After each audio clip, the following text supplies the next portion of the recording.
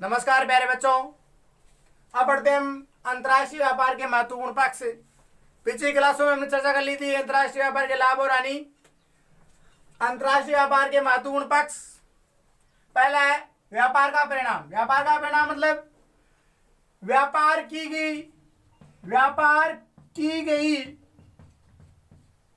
वस्तुओं व सेवाओं। व्यापार का परिणाम, पहला है व्यापार का परिणाम व्यापार की गई वस्तुओं व सेवाओं का वास्तविक तोल।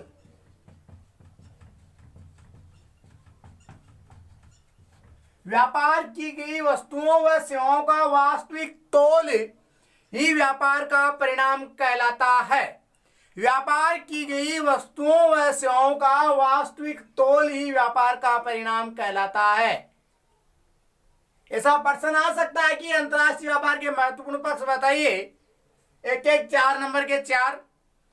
तो व्यापार की गई वस्तुओं सेवाओं का वास्तविक तोल ही व्यापार का परिणाम कहलाता है। अब वस्तुओं को हम तोल सकते हैं, यानी 5 किलो चीनी, 5 किलो घी आ गया या 5 किलो दूध ले लिया, वस्तुओं को हम तोल सकते हैं लेकिन इस सेवाओं को नहीं को तोल सकते। यानी एक टीचर ने कितने किलो पढ़ाया, आप 10 किलो तोल थोड़ी सकते हैं, नहीं तोल सकते।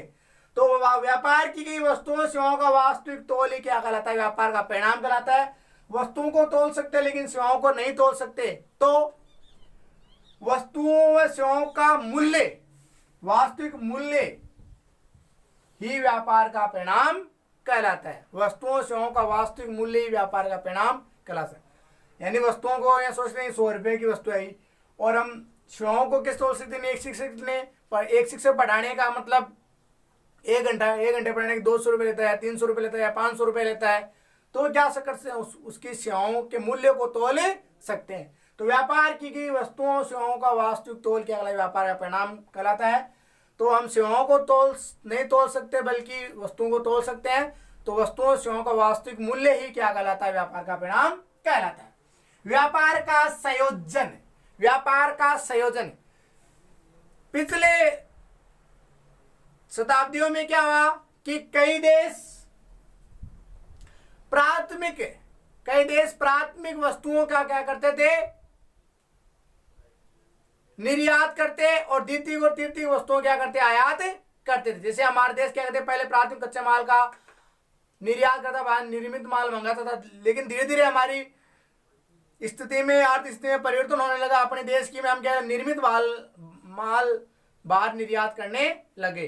तो व्यापार का संयोजन मतलब पहले कई देश प्राथमिक वस्तुओं का निर्यात करते थे और द्वितीय तृतीय वस्तुओं का मंगवाते थे, लेकिन वर्तमान में क्या होने लगा कि कई देश उनकी स्थिति में परिवर्तन होने लगा। कई देश मशीनरी वगैरह द्वितीय तृतीय वस्तुएं क्या करने के निर्यात करने लगे, बल्कि महंगी जो टेक्नोलॉजी है वो आयात करने लगे। तो व्यापार का ये क्या है? संयोजन है। तो पिछले देशों में कई प्राथमिक वस्तुओं का निर्यात करते थे, वर्तमान धीरे धीरे उनकी स्थिति सुधरी तो द्वितीय और तृतीय वस्तुओं क्या करने लगे? आयात निर्यात करने लगे। तो ये क्या है? व्यापार का संयोजन। व्यापार का संयोजन और व्यापार की दिशा एक ही है। व्यापार दिशा मतलब कई देश पहले कच्चे माल का आयात निर्यात करते थे, लेकिन उस स्थिति में परिवर्तन हुआ तो मशीनरी इनका आयात निर्यात करने लगे। पिछली शताब्दी से वर्तमान की शताब्दी आई, उनमें क्या कई देशों में क्या परिवर्तन हुआ है। व्यापार का संतुलन, व्यापार संतुलन किसे कहते हैं? व्यापार संतुलन उसे कहा जाता है कि वस्तुओं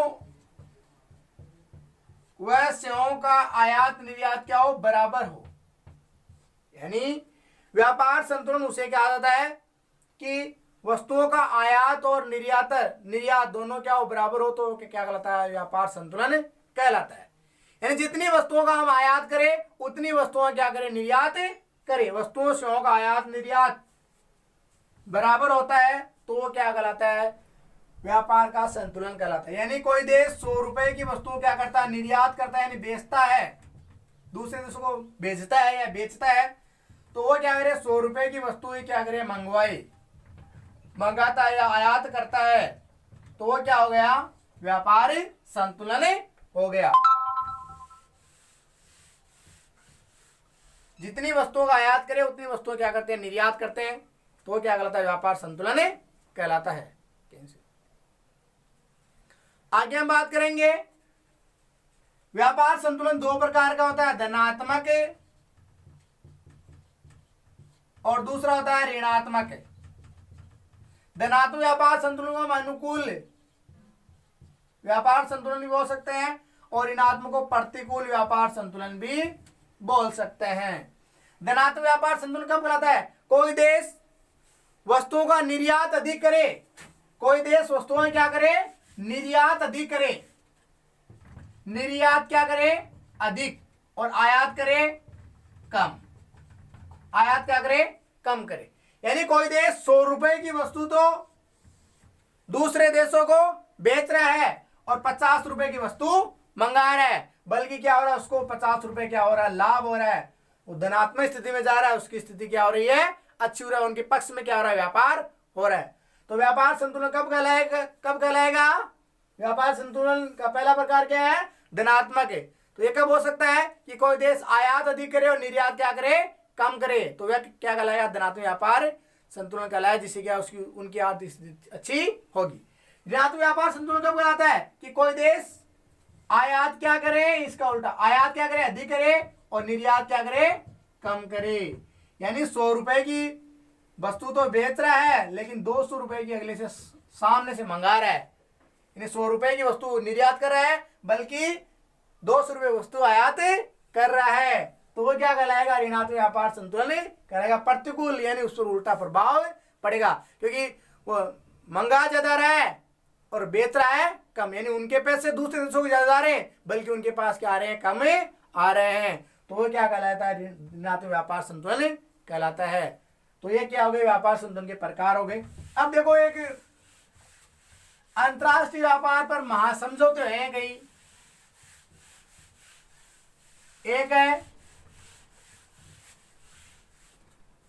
पढ़ते हैं इसमें गेट के बारे में पढ़ते हैं, GATT, इसका पूरा नाम भी पूछा सकता है, प्रशुल्क एवं व्यापार पर महासमझौता।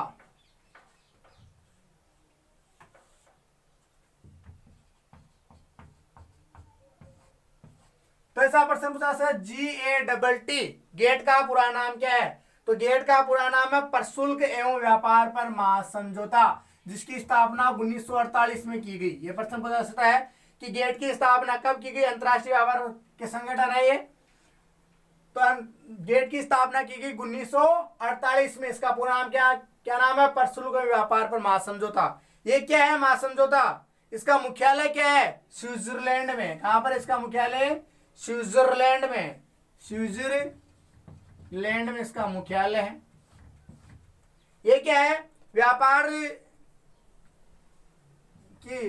से संबंधित नियम बनाता है और 80% वस्तुओं पर क्या करता है? अपनी निगरानी रखता है। और व्यापार से संबंधित एक संधि की गई थी सभी देशों की, वो व्यापार संबंधित संधि की गई थी, यानी इस नियम के तहत हम क्या करेंगे? व्यापार करेंगे। तो उनके लिए गेट बनाया गया। क्या कार्यक्रम बनाया गया था? गेट। लेकिन गेट को 1995 में समाप्त कर दिया गया, यानी गेट को 1995 में क्या कर दिया गया? समाप्त कर दिया गया। इसके स्थान पर एक नई संस्था बना दी जिसका नाम है WTO, जिसका पूरा नाम है विश्व व्यापार संगठन। यानी गेट, ऐसा प्रश्न पूछा जा सकता है, कैसे प्रश्न पूछ सकते हैं कि WTO का पूरा नाम क्या है? विश्व व्यापार संगठन है, जिसकी स्थापना कब की गई? 1995 में जिसकी स्थापना की गई। और ऐसा प्रश्न भी पूछ सकते हैं कि गेट को समाप्त कर कौन सी संस्था बनाई गई? WTO, विश्व व्यापार संगठन संस्था बनाई गई। तो विश्व व्यापार संगठन का मुख्यालय कहां पर है? जेनेवा, स्विट्जरलैंड में। कहां पर है? जेनेवा, स्विट्जरलैंड में इसका मुख्यालय है। वर्तमान में इसके 195 से अधिक सदस्य राष्ट्र हैं। सॉरी, वर्तमान में 2015 के अनुसार 195 क्या? 195 तो 1995 की स्थापना हुई थी, 164 इसके सदस्य राष्ट्र हैं। विश्व व्यापार संगठन के कार्य क्या है? व्यापार से संबंधित नियम बनाना। यानी विश्व व्यापार संगठन का पहला कार्य क्या है? व्यापार से संबंधित नियम बनाना। तो व्यापार संबंधित नियम कौन बनाता है? विश्व व्यापार संगठन। सभी व्यापार संबंधित नियम कौन बनाता है? विश्व व्यापार संगठन क्या करता है? व्यापार से संबंधित नियम बनाता है। इनके नियमों के तहत सभी देशों को व्यापार करना पड़ता है। व्यापार संबंधित नियम कौन बनाता है? विश्व व्यापार संगठन। दूसरा है नियमों को लागू करना। पहला कार्य क्या है? व्यापार संबंधित नियम बनाना, व्यापार संबंधित नियमों को लागू करना। और अगर दो देश व्यापार कर रहे हैं, उनके मध्य कोई विवाद हो जाए या किसी वस्तु को लेकर या झगड़ा हो जाए तो उनका निपटारा भी कौन करता है? विश्व व्यापार संगठन करता है। अगर दो देशों के मध्य विवाद हो, उनका निपटारा भी यही करता है। और अपने सदस्य राष्ट्रों को किसी देश के पास पूंजी कमी हो जाएगा तो पूंजी उपलब्ध करवाता है, बैंक की सुविधा उपलब्ध करवाता है, परिवहन की सुविधा उपलब्ध करवाता है। तो ये प्रश्न आ सकता है विश्व व्यापार संगठन क्या कार्य है? तो विश्व व्यापार संगठन का पहला कार्य क्या है? व्यापार संबंधित नियम बनाना। दूसरा क्या है? इनको लागू करना नियमों को। तीसरा क्या है? अपने सदस्यों के मध्य विवाद हो तो उनका निपटारा करना। चौथा कार्य क्या है? कि अपने सदस्यों को पूंजी बैंकिंग सुविधा उपलब्ध करना। तो इनके कार्य उद्देश्य भी पूछे जा सकते हैं। तो ये WTO के कार्य। अब एक थोड़ा बच गया, लास्ट प्रश्न है इस पार्ट में, पूछे जा सकते हैं कि प्रादेशिक व्यापार समूह के कोई नाम लिखिए 2 नंबर के। प्रादेशिक व्यापार समूह। प्रादेशिक व्यापार समूह क्या? ये संस्थाएं होती है छोटी छोटी, वो क्या करती है? अपने देशों में क्या करती है? कार्य करती है। ये प्रादेशिक व्यापार समूह है। ये क्या करते हैं? अपने सदस्य राष्ट्रों को पूंजी वगैरह उपलब्ध करवाते हैं। ये क्या करते हैं? विश्व व्यापार संगठन के फलस्वरूप कार्य करते हैं और अपने सदस्यों को इनके कार्य पूछे जा सकते हैं। विश्व व्यापार संगठन के क्या कार्य है या प्रादेशिक व्यापार समूह के क्या कार्य है तो पूछा जा सकता है। ये अपने सदस्य राष्ट्रों को पूंजी वगैरह उपलब्ध करवाती है। ये क्या होती है? संस्था होती है। ये क्या करते हैं? व्यापार करने का कार्य करते हैं, व्यापार संबंधी नियम भी बनाते हैं। तो ये भी छोटे छोटे क्या होते हैं? संगठन होते हैं। तो इनके 4 आसियान व्यापारिक समूह के नाम है। आसियान है, नाफ्टा है, साफ्टा है। तो ये 2-4 के नाम आपको याद रखने। नाफ्टा, साफ्टा है, आसियान है, ओपेक है।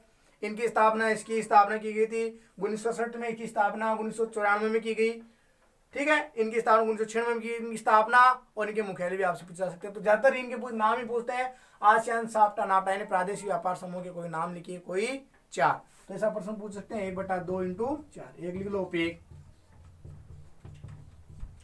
तो इस चैप्टर के बारे में हमने चर्चा की, व्यापार के संबंधित। और अभी जो पाठ बचे हैं लगभग अपने 16-17 पाठ तो हो गए 25 में से। अब ये इंदिरा गांधी नहर है, मोस्ट पर्सन है, खनिज वगैरह है। तो बाकी ऊर्जा के संसाधन है। 2-3 क्लासों में एक सभी 12वीं की जो बुक है वो रिवाइज हो गई। एग्जाम लगने वाले 22 तारीख को। अगर इस पार्ट में किसी को समस्या हो, कोई भी पार्ट में समस्या हो तो कमेंट बॉक्स में आप चर्चा कर सकते हैं।